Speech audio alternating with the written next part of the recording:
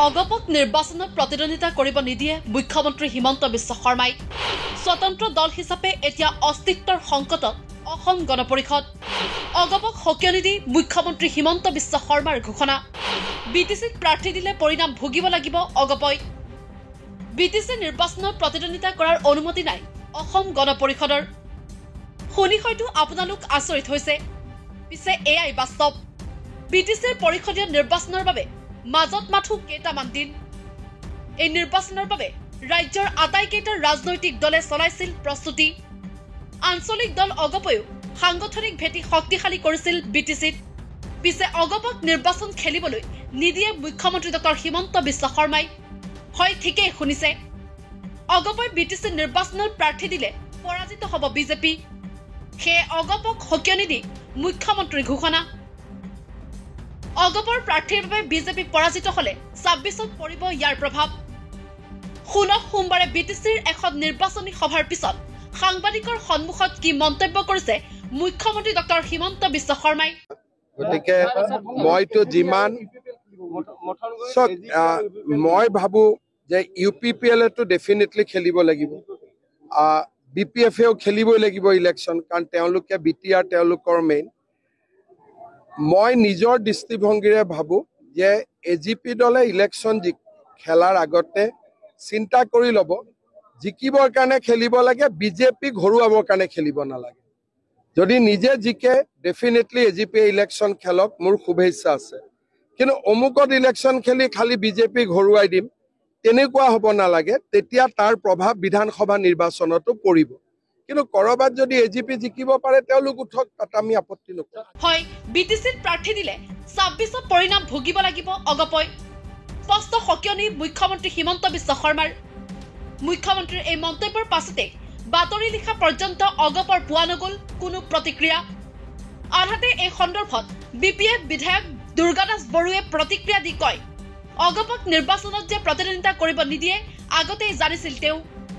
অগপৰ কেইবাগৰাকী নেতাক এই বিষয়ে আগতে অৱগত কৰা বুলিও দাবী কৰে দুৰ্গাদাস বড়োৱে।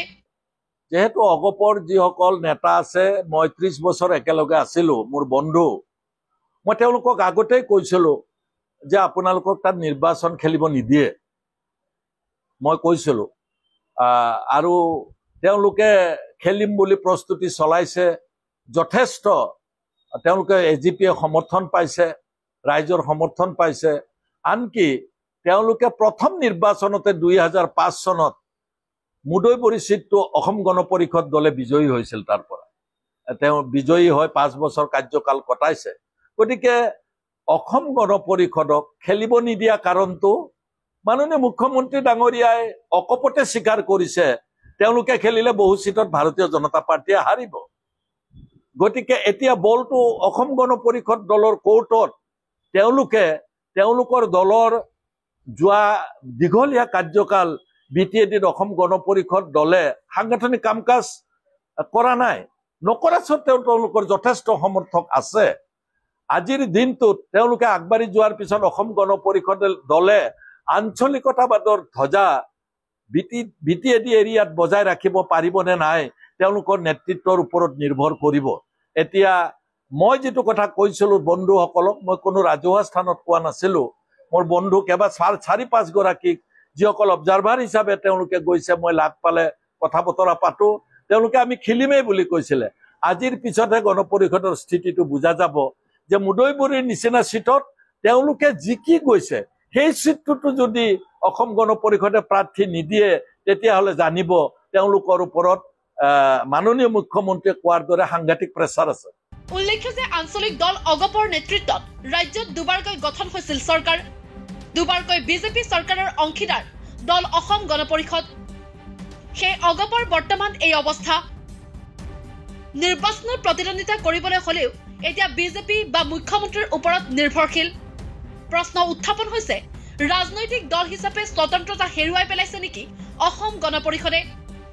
মুখ্যমন্ত্ৰীৰ সকিয়নিৰ পিছত অগপৰ নেতৃত্বই কি সিদ্ধান্ত লয় সেয়া হ'ব লক্ষণীয়। আৰু অগপৰ নেতৃত্বই যদি বিজেপিৰ নেতৃত্বক নেতা হিচাপে মানি লৈছে, তেন্তে অগপৰ তৃণমূল কৰ্মীয়ে এতিয়া কি সিদ্ধান্ত লয় সেয়াও হ'ব লক্ষণীয়।